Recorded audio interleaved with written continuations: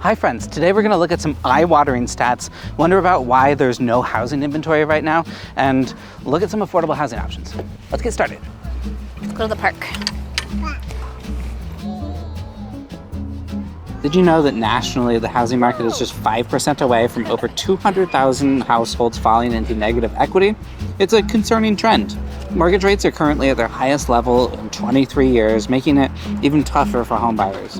And nationally, prices are at a staggering 44% higher today than before the pandemic, and mortgage payments are now 54% higher than just a year ago.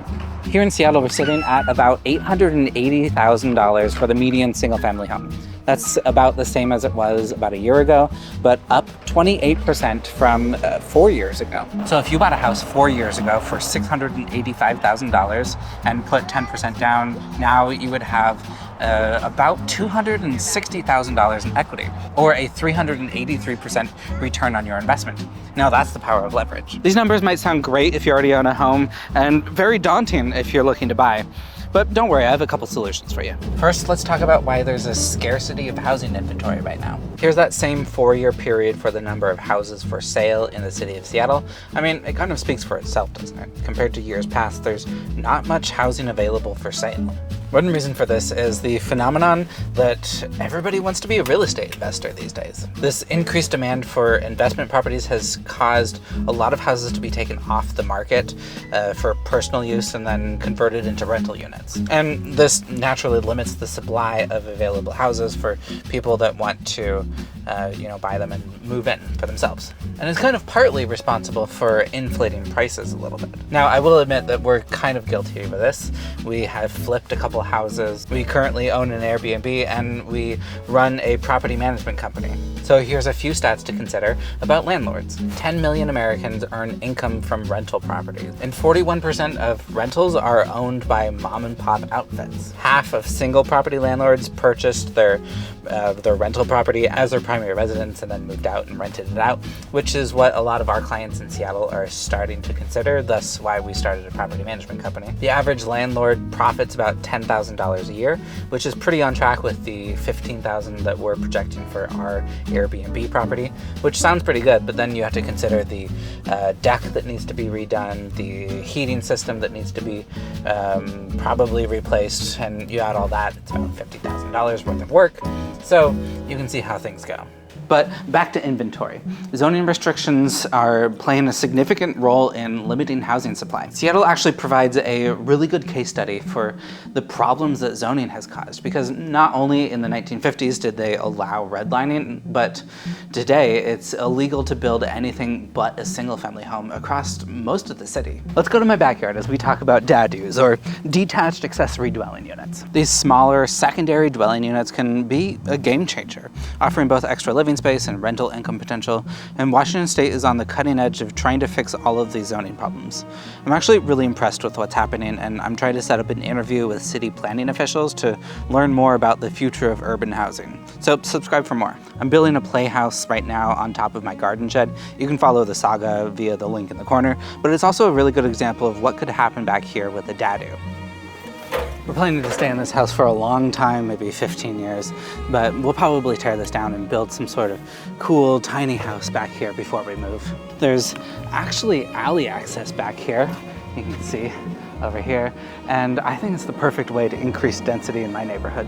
Now, on to this issue of low interest rates. The 2 to 3% interest rates that we saw during the pandemic, while very enticing for buyers, are really contributing to the shortage of housing that we're seeing today. I mean, this seems fairly obvious when you start to think about it. When you're holding on to a low interest rate, it's gonna be really hard to give that up and sell your house. I've talked to a few people this past year who would rather stay in a house that doesn't fit their needs than let go of that low interest rate. Let's do the math. Say you bought a $700,000 house with 10% down at a 3% interest rate. That's gonna work out to about $3,500 a month. Now, the 2 bedrooms on separate floors don't work for you and your family, your new baby, and you wanna move up to an $800,000 house at 7.5% with 20% down. That's gonna work out to almost $5,200 a month.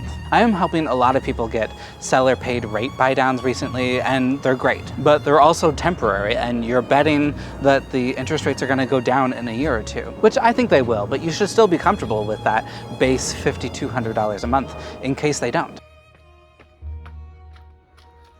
I spent the last few days trying to get this house under contract and just succeeded, but there were multiple options. This place is cool though. 1920s build, lots of modern updates, but retains a lot of the neighborhood charm, beautiful views. What more could you ask for?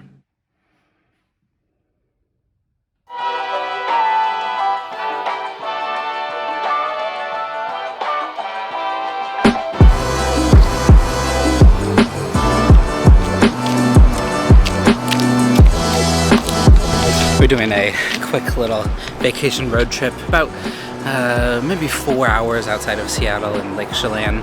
We're getting a hotel right on the water. Very excited about it. We haven't had much time outside of work lately, so it's gonna be good to get away.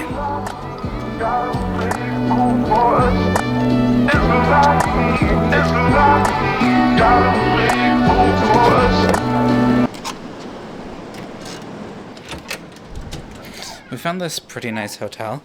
It's kind of an interesting building because it's been like converted from a condo, so there's 2 bedrooms here. Kind of nice. The lighting is mostly pretty terrible. But we have 2 bathrooms, 2 bedrooms. There's a full kitchen, which is pretty nice. We didn't really use it that much because we, took advantage of an opportunity to eat out. And then there's a nice living room here. It's very pleasant, but really, it's all about that view. Look at this, it's spectacular.